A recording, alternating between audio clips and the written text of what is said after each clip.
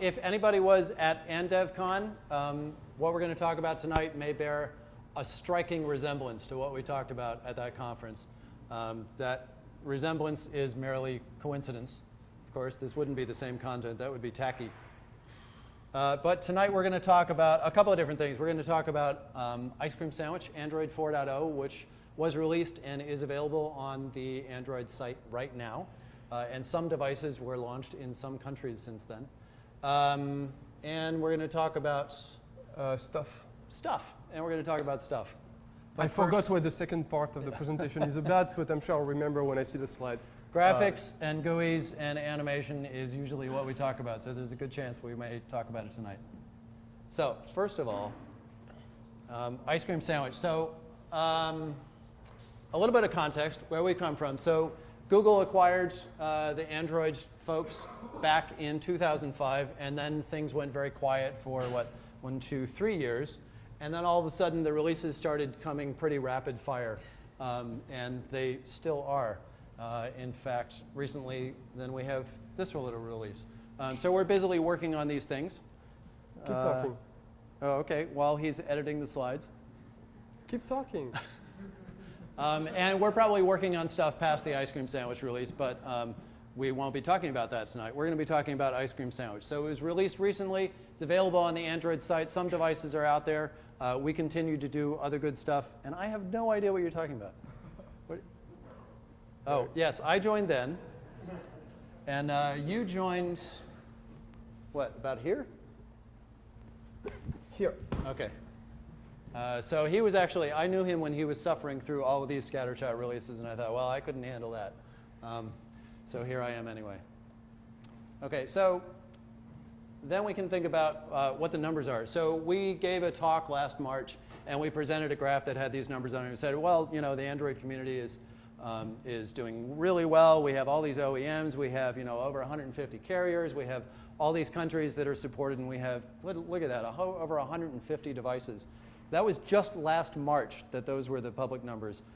As of last month, the blue is what it was last March, and the green is where things are now. Well, look at the number of devices. That's awesome. Market apps then, so this is how many applications we had available on Market, over 150,000 applications available last March, and now it's basically doubled since then. Pretty cool. That's you guys. That's not actually us. How many of you guys have an app on Market? Yeah, so count down. That's okay. We have plenty of apps now.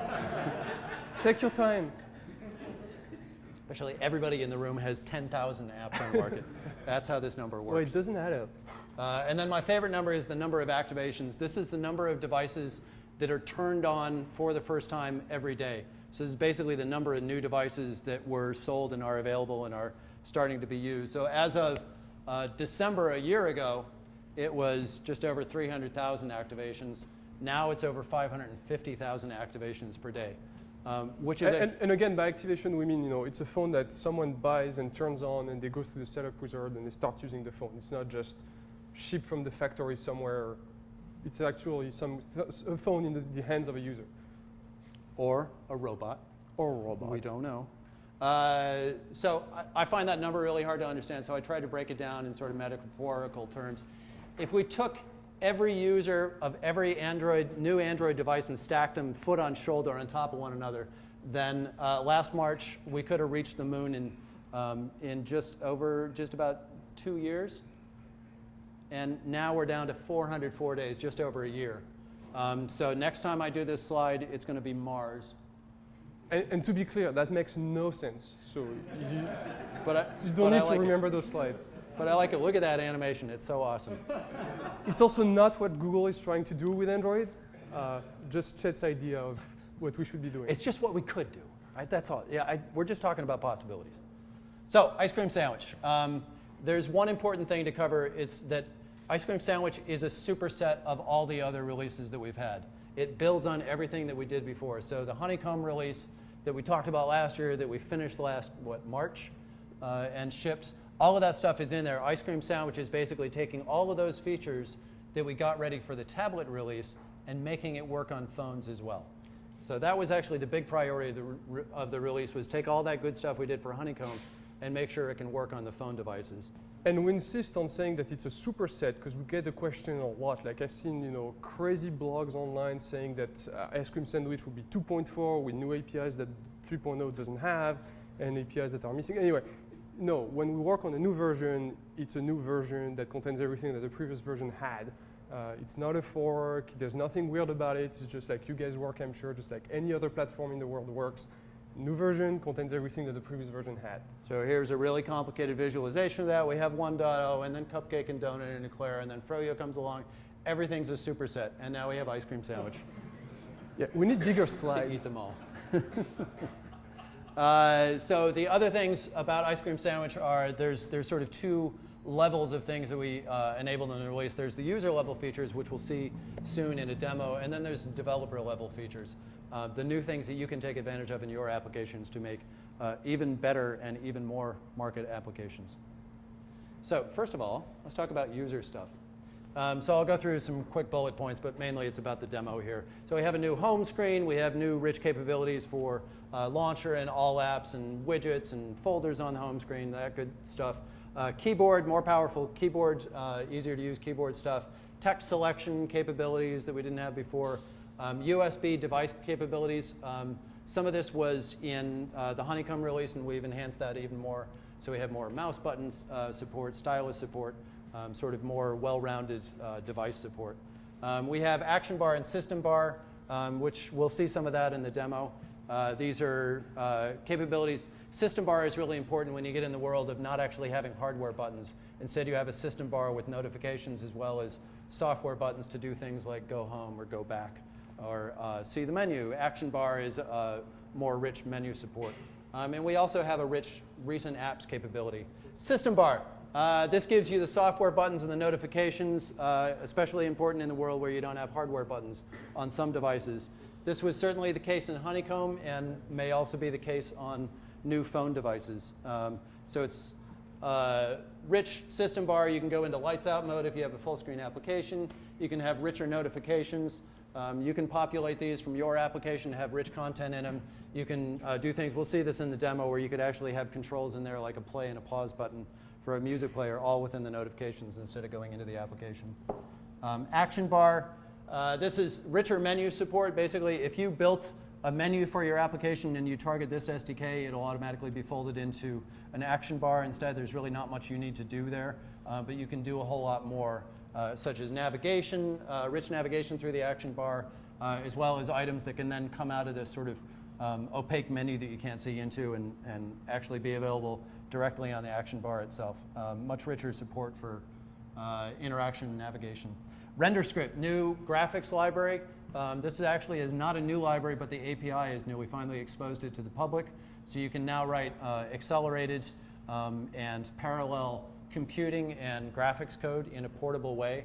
So you can write an application once that takes advantage of GPU acceleration, and that can be available on different devices. Instead of the problem with NDKs, you compile per architecture, and then you need to ship different versions of your applications for the different architectures. A couple of important articles to check out. Most of the links that I talk about today are links on the Android blog. So if you go there, all this information is there in really good articles. Graphics acceleration, we turned on GPU acceleration for the UI for the first time. We used graphics acceleration a lot already for window composition, various other things in the system. You could do OpenGL applications, games using the NDK, took advantage of GPU, but the UI did not. So we enabled GPU acceleration for the UI and most of the apps that we bundled by default, and we took that a step further in Ice Cream Sandwich, as we'll see later. Did you see how I built suspense in? Wasn't that good? Very suspenseful. Now they're on the edge of their seats. Layers. Awesome capabilities with hardware acceleration for making things really fast. You're basically caching a texture on the GPU for faster copies during animation. Animation framework, obviously the best thing in the release. So it's more possible to do much more flexible and powerful animations now. There's a couple of articles on the Android blog about using the new property animation system as well as the new view property animator class. And you can have terse code like this to say, I want to animate alpha to 0, now go.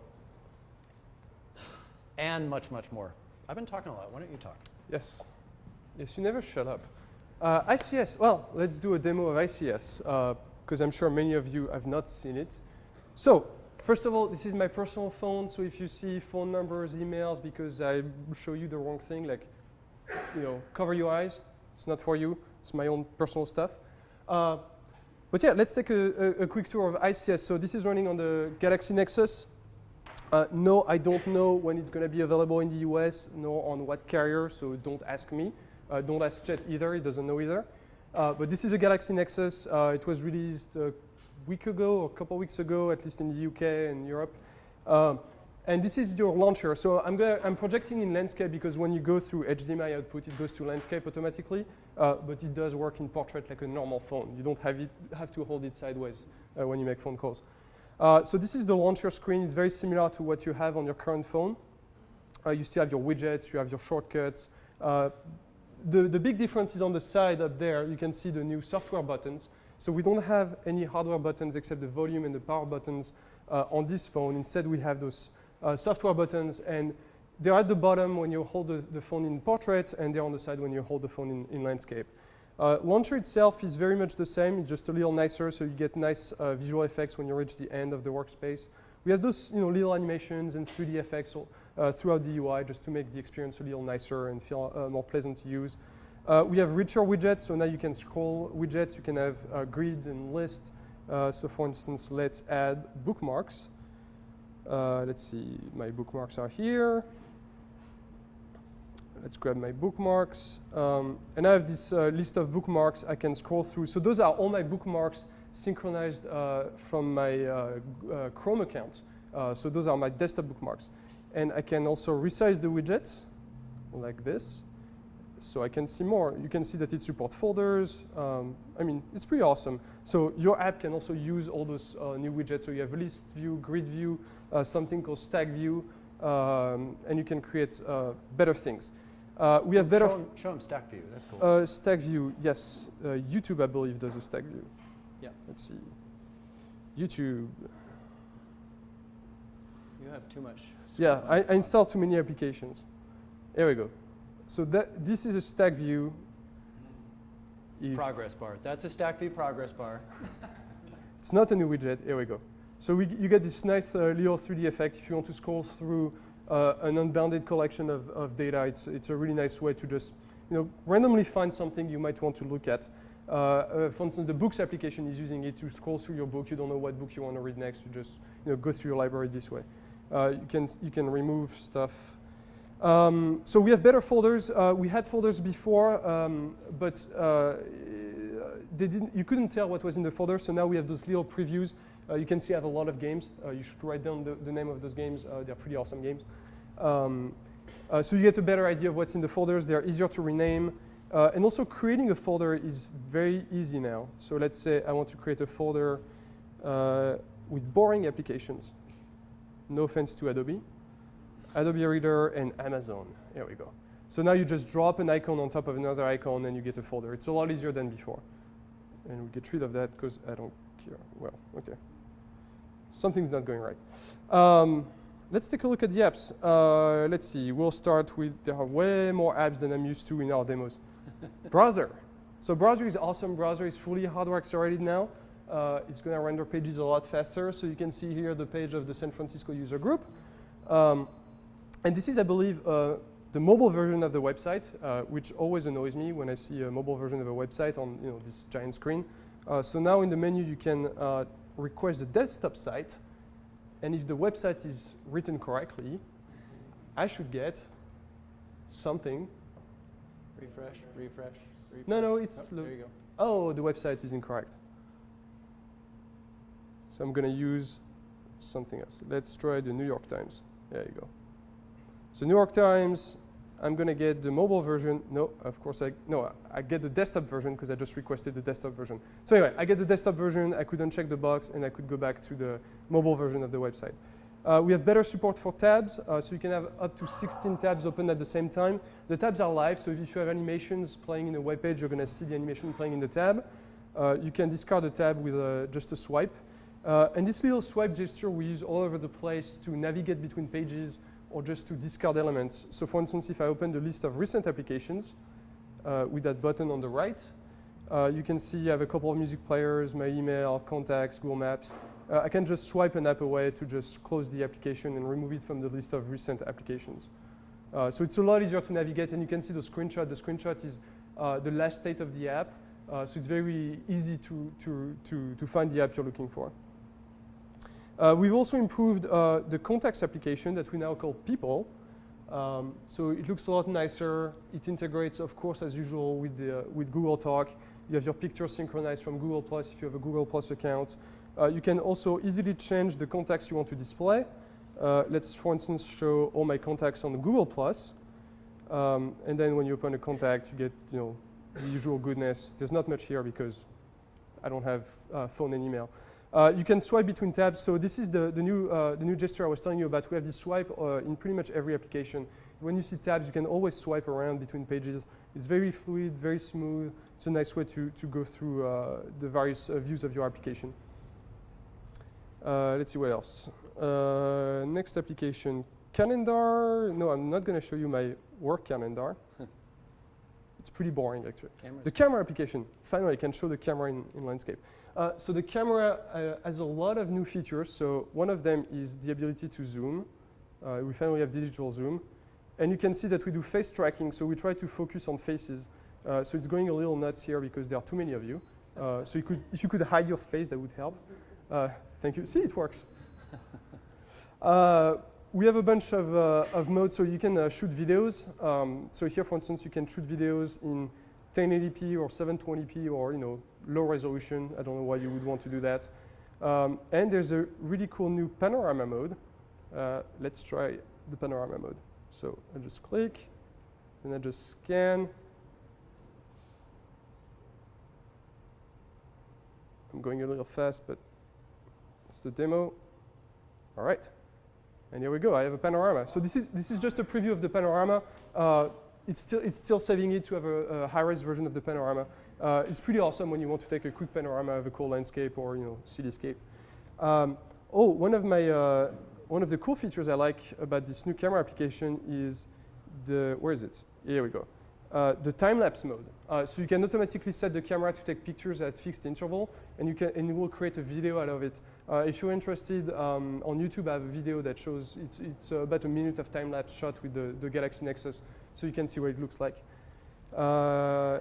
And what's also pretty cool is the fact that we have a very fast camera, so I can take pictures. Oh wait, I'm recording. Yes, camera mode, sorry.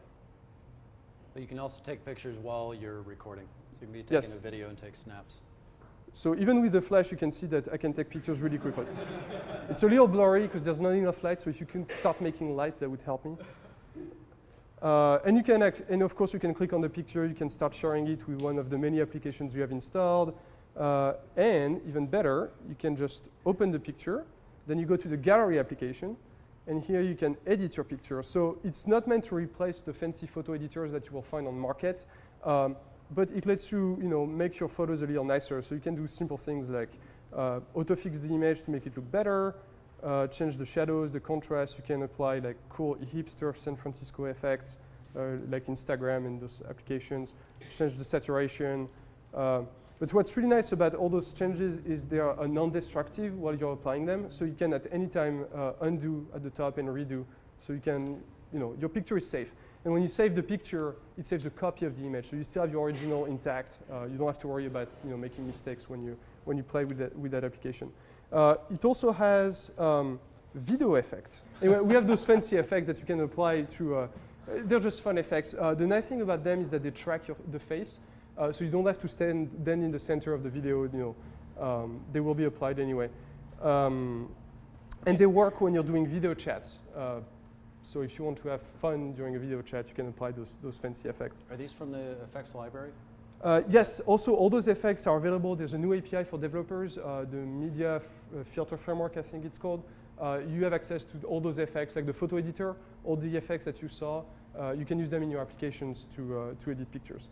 So the camera is awesome. The gallery application is pretty much the same as before. We do have integration with Google+. So if you go back to the list of albums, if you see at the bottom of the albums, you can see a little Picasa icon.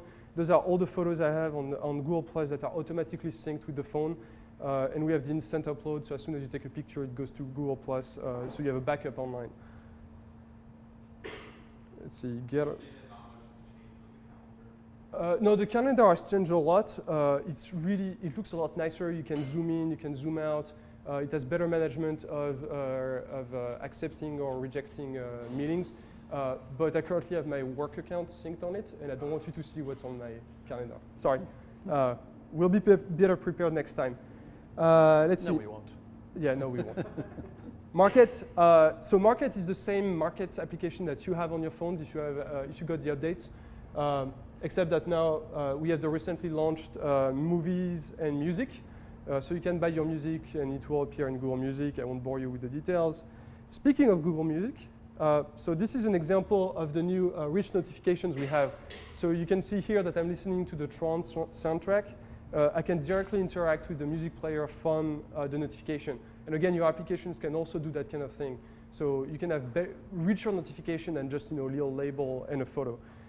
And of course, you can discard notification again with that swipe gesture. You also have access to the notifications from your lock screen, but only if your lock screen is not secure. So I have software installed on my phone. I have to have a secure lock screen, so I can't show you the notifications. But I can show you the music on the lock screen. So now you don't have to unlock your phone to play the music. And again, this is an API available to applications. So if you are working on a media player of some sort, you can interact with the lock screen. And I will change my pattern after this presentation. Gmail. Gmail is very much the same as what we have on tablets. So we have this new white theme. If you open a conversation, we have once again this pattern of swiping left and right to go to the next and previous conversation. So every application feels very much, they feel more coherent with each other. Like we have the same gestures all over the place. We also have the new action bar at the top. So if you select multiple emails, you get new actions that appear at the top to automatically archive several emails or delete them, things like that. We do have a new text-to-speech feature. So let's say, hi, how are you doing, period. Here we go. So the nice thing about the text-to-speech is that it keeps going. So you don't have to say one sentence and stop and wait for it. That's what I did. Yeah, I'm a bit far from the microphone. Google Talk, same story in Google Talk. If you have several conversations, you can just swipe between the pages. Settings look better. They've been reorganized. So if you're used to the settings on Gingerbread, it will feel weird at first. You can see that we made it easier, for instance, to enable and disable Bluetooth. You don't have to, and Wi-Fi. You don't have to first enter the Wi-Fi section. You can just turn Wi-Fi on and off directly from here. We have the data usage. So the data usage is actually pretty cool. It shows you how much data you've been using over the past 30 days. You can see here that Market has been using 56 megs of data. And if you find an application that's using too much data, you can just click on it, and you can go restrict background data. So when you do that, the application cannot use data when it's in the background. It can only use data when you're actually interacting with the application. So if you have a crazy application that's always syncing, it's a good way to make it stop. You can also set warnings. So for instance, if you have a data plan where you start paying more after maybe a gigabyte of data transferred, you can set your warning at maybe 500 megs, and you'll just get a warning. And then you can shut off data entirely. If I can move that red line, set mobile data limit. Here we go. You can shut off data entirely at another threshold. So for instance, at 2 gigs of data, I want to stop using data completely. Are the data APIs exposed to the applications? Yes. Yeah, so a lot of the stuff that we're talking about, it's not just because they're cool user features on this specific device. Like a lot of the camera features you saw, those are actually capabilities of the software stack and capabilities that you can access from your application. So yes, okay. Absolutely. So we just have NFC enabled, and we have this new feature called Android Beam. So when we just tap 2 phones together. You know what? I probably need to turn on. Okay, you turn it on. I'll keep talking. Yeah. So when you have 2 phones with the NFC enabled, and you can just tap them and you can exchange data. Let's see. Okay, it beeped. Wait, no, you have to leave it there. Okay, it beeped. Okay, and now if I touch the screen, I will send the web page to Chet's phone. Cool. And now if you show your phone to I will do that because I was going to show calendar anyway. Yeah, So okay. we'll do that. Oh yeah, web page. Google Wallet? Yeah, Google Wallet. I don't know. They might be. So here you go. Chet got the web page, and you can't. It's just more than websites. You can exchange. I think contacts information, YouTube videos. If I'm playing a game, for instance, and we just tap to Beam, it will take the other phone to the market page of that application. So it's an easy way to share applications you like with your friends. And of course, we have an API, so your applications can react to the Beam event, and they can decide how they share data. And by default, we'll just open the market page. Right, so it does something intelligent by default, but if you want to customize that to actually send different data, you certainly can. All right, so here we have a week view. We can go in and show different views. Hey, you're in portrait. We could do a month view. And again, we've got the swipe gesture, so I can show the week view again. We can swipe to show different weeks on the phone. Hello. One of the cool things is the zoom. It makes it a little bit easier to see things on these dense little device screens. So you've got pinch zoom capabilities. I don't know if there was anything else in particular. You can go into the day view. The swipe gesture is especially useful when doing the days. So there's a bunch of developer settings you can use. There's only one I wanted to show you is the force GPU rendering. So by default, hardware acceleration is enabled only if you request it in your manifest or if you're targeting SDK 14. But if you want to quickly try your application, or if you want to try applications on the market with hardware acceleration enabled, you can just check that box and we'll run all the applications with the hardware acceleration on. So it just makes them faster. I was going to show notifications, which are really pointless when you don't have any, but there's a little window shade that you can pull down to see the notifications like emails that arrived and calendar appointments and other information you might want to know about. And then there's, again, swipe gestures to remove them from there, or you can remove them all. Nice little animations that I spent entirely too much time on. And again, these are full-featured things where you could provide more rich content for the notifications. So you can access your notifications as well as the play controls on screens where you don't have pattern lock. If you have the low security lock, then you could actually use some of your phone functionality before you get into it. If you have a high security lock, like a pattern lock, then you probably don't want people playing with your notifications while you're not there. So that's pretty much the tour of ICS. Is there anything that you guys would like us to show? The facial unlock? Facial unlock. Okay, so we'll try, but I don't know if we have enough light. Yeah. So face unlock requires the use of the camera, and if there's not enough light to see your face, of course it doesn't work. Right. Yes, I could use a, but actually I have a flashlight application. Here you go, Chet. Good idea. Try. And close your eyes. What, are you gonna No, set it up? no, you're demoing the face unlock. I'm providing the light. All right. We will do, no, not screen lock. We want, which one? Is it screen lock? Secured with Screen pattern. lock, Yeah. yep. Okay. Yeah, whatever. I'm going to be changing my pattern lock later Face as unlock. well. So, just to be clear, when you set face unlock, there's a dialog that Okay. tells you that this is not the most secure lock screen. If you want a really secure lock screen, use a password with many characters, right? Okay, go ahead.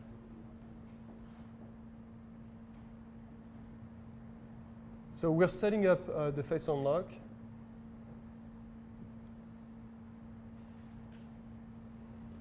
You have to, pardon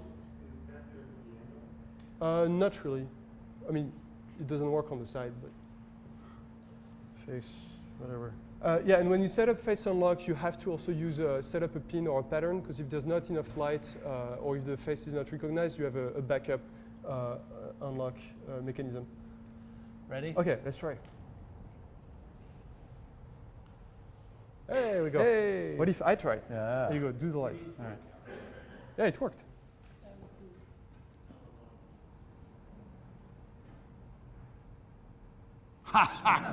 Give me back my phone, you I thief. really want it to be you. A picture might work, and that's why, again, it's not the most secure lock screen. It's better than not having a lock screen. Let's say we have facial recognition APIs. Let's say if you lose your phone in a bar and someone finds it and they don't know who you are, chances are they don't have your picture. But again, if you want security, use a password. Yes, I showed that really quickly. I wonder what I'm running recently. Here's recent apps. Did you have a particular question, or you just wanted to see the functionality? Yeah. So you use the swipe gesture to get rid of an application. So speaking of killing applications, if you want to uninstall an app, now what you can do from the lock screen, you can just drag it to uninstall directly instead of having to go through settings and of course I missed it. Cool. There you go. So you don't have to go to settings, apps, and find the app. So we talked about the user level. We went through the huge demo. We talked about what users see when they use the device. A lot of those capabilities that we saw, such as a lot of the stuff that Romain was walking through on the camera, are actually available at the developer level as well. So we're going to try to cover some of those. Some of these we don't know much more than the bullet point that's on the screen. So we'll see how this goes. Yeah, if you want more information, d.android.com, you'll see all the details, but at least you'll know what's available. Right. So there's a big emphasis at Google and on Android and in the world these days on social. There are various APIs that make sharing information easier. There's social APIs directly. There's also calendar APIs. So this is cool. So instead of having to write custom GUIs to have your own sort of date calendar entry mechanism, you can actually reuse the GUI system. You can also have the user input events directly into the built-in calendar on the system. So there's APIs for you to basically access the existing calendar functionality on the platform. Visual voicemail, yes, we have it. Android Beam, we saw some of it. You can plug into that at the developer level. Like we said, your app is automatically going to link to a URL and mark it to download your app. But if you want to do something custom, you certainly can. There's APIs for that. Wi-Fi Direct, so you can connect directly to another device instead of having to go through an intermediate network. Bluetooth, this is for health devices, so there's standard protocols for connecting to medical devices, and the device supports that. You can access that through APIs. Network usage, we saw a demonstration in the settings of this, the ability to set low and high watermarks to limit the data usage for the system overall or for particular applications. You can also plug into that system and get stats on the amount of data that your application is using or that the system is using or what the limits are. So you can set up your application usage more intelligently. We do have low-level streaming. Multimedia. I don't know what that is. You can plug in at a very low level to the multimedia stream if you want to do your own decode support or plug into the images. New camera capabilities. So in the camera application, the user can touch part of the picture to set where the focus should be, where the exposure should be. So you have access to those APIs if the hardware supports them. Media effects, we talked about them. So what we saw in the photo editor, all those fancy filters, you have access to those things in your application. And they're hardware accelerated, so we try to use either multiple cores or the GPU to apply the filters really quickly so you don't have to worry about doing it yourselves. And remote control, that's also something we saw. If you're writing a media player and you want your media capabilities on the lock screen or in the notifications, you can use those new remote control APIs to do so. Right, so we saw the standard music application plugging into the remote control, plugging into the controls on the lock screen, but you could actually have your application plug into those controls as well. In the UI Toolkit, we didn't add many new widgets, but we do have something called the grid layout. The grid layout is an article on the Android blog describing how it works. The idea behind grid layout is to be able to create a complex screen without nesting a bunch of layouts inside each other. So if you're used to doing a linear layout and inside you put another linear layout and a relative layout and some, and a frame layout, now you can do all of that with just one grid layout instead. We are working on support for the visual editor inside Eclipse to support grid layout, so you will just do drag and drop. But using it by hand is actually pretty easy. We have another slide on grid layout, but you should go read the article on the official blog to see what it's about. I just did. It took me 10 minutes to learn how to use it. It's pretty awesome. And he doesn't even know how to program on Android. The guy that wrote grid layout is actually interested in doing a talk sometime, so I said I would mention him to you if you want to pull in more Android people. Texture view, I'm excited about texture view because it's graphic stuff. You probably don't care, but texture view is basically a surface view that works. So the problem with Surface View is that it digs a hole through your window and puts a second window behind your application. So if you're trying to animate your Surface View, for instance, you put the Surface View in a scroll view. When you scroll the scroll view, it doesn't really work with the Surface View. It doesn't follow your finger really quickly. You can't fade the Surface View. You cannot rotate it. You cannot scale it. Tons of issues. If you have hardware acceleration enabled, you can now use texture view. A texture view is just like a Surface View, but it behaves like any other view. We have, I think I wrote something on the blog about it. So you can stream a video in the texture view. You can render with OpenGL, and then you can apply animations, put it in a list view, in a scroll view. It's awesome. Hardware acceleration, we mentioned it before. Again, go to the official blog. We have long articles on how to use it and what you should be aware of when you use it. Stylus, mouse input, whatever. We talked about some of that already. Pluggable dictionary and spell checker. So you can, again, this is all for developers to access. So you can access these capabilities on the device. You could have your own dictionary that people plug into, own spell checking support. A little bit more information about grid layout. Once you, okay. There you go. So just a quick example. This is a very dumb example of a screen that you might want to create in your application, a simple login screen. So if you were to do that now, you would probably use a vertical linear layout. Then you would have a text view. Then there will be two linear layouts for the fields and their labels. And then you would have another linear layout at the bottom, probably to do the buttons. Wait. So one of the problems, so you would have this, relatively deep nesting for what should be a simple situation, but you would also have a hard time actually reproducing this exactly, getting everything to line up when there's so many different components and containers at play, like baseline alignment in addition to horizontal and vertical alignment with these elements tends to be very tricky and haphazard. Oh, and this is not a good example of good UI. This is just, a mock. It will be. We will put grid layout in the compatibility library so that you can use it on earlier versions of Android. And the source code is already out there, so you can grab the source code of grid layout. It's pretty standalone, so you can copy it in your app. So that screen with the grid layout, I won't go into the details, but this is what the implementation of that screen looks like. There's only one grid layout, so it's a lot easier to read. The XML is shorter, and you can see that you don't need to specify the layout width and height on every child. So a lot simpler. Yep, next slide. Okay, hardware acceleration we mentioned. Very hard to use. That's all you have to do. Or you can use Android Target SDK version equals 14. Question? Can you just tell us what exactly is the issue with hardware acceleration? Why isn't it just enabled by default? Okay, so what is the issue with hardware acceleration? Why don't we enable it by default? There's an excellent talk that we gave at Google I/O that you should go and watch. The quick summary is we were not able to map 100% of the existing 2D rendering API. Text doesn't work. No, it does. No, we got text to work. Don't listen to that guy. So we were not able to map 100% of the API to OpenGL. So there are some obscure APIs that very few apps should be using. Text. But, no, stop it. But if you happen to be using those APIs, we don't want to break your app. So just to make sure that existing applications on the market keep working exactly the same way, we don't enable hardware acceleration by default.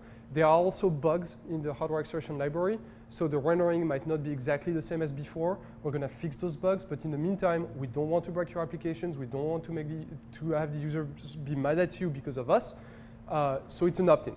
Hopefully, at some point in the future, soon, we'd like to be able to guarantee, maybe 99.9% compatibility with the existing software rendering library.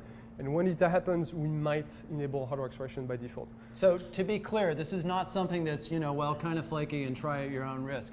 The entire UI and most of the applications that we ship with hardware acceleration enabled. That's the level of functionality and robustness. Everything you saw during that demo from the device is using hardware acceleration. So it's very, very specific APIs. You can go check out the blog. You can go check out the documentation in the SDK. We explain what the limitations are. We explain what you can do. And again, if there are bugs, file the bugs. I look at the bug tracker every day, and I make sure that I fix all the hardware rendering problems as they appear. So the main tip is compile your application to use it. See if your application looks correct, if you're not tripping over any of these corner cases. And if it does, you should be set to go. Accessibility, there's been a lot of work on making the device and the platform more accessible in general. There's more APIs for this text-to-speech as well. Keychain API, this goes to the security questions that someone was asking. And that's about as much as I know about it. VPN support, so you can write the VPN applications that everyone is dying to write. And in the meantime, we worked on a lot of other stuff. So Don't be mean. it's Some just- people find animations boring. They couldn't possibly. Everyone likes animations, right? Right? Okay, so we spend a lot of our time working on performance specifically because we're in the rendering group, but we work on performance, we work on animations, and we work on making everything more robust and wonderful in general. That is it for this one. Thank you.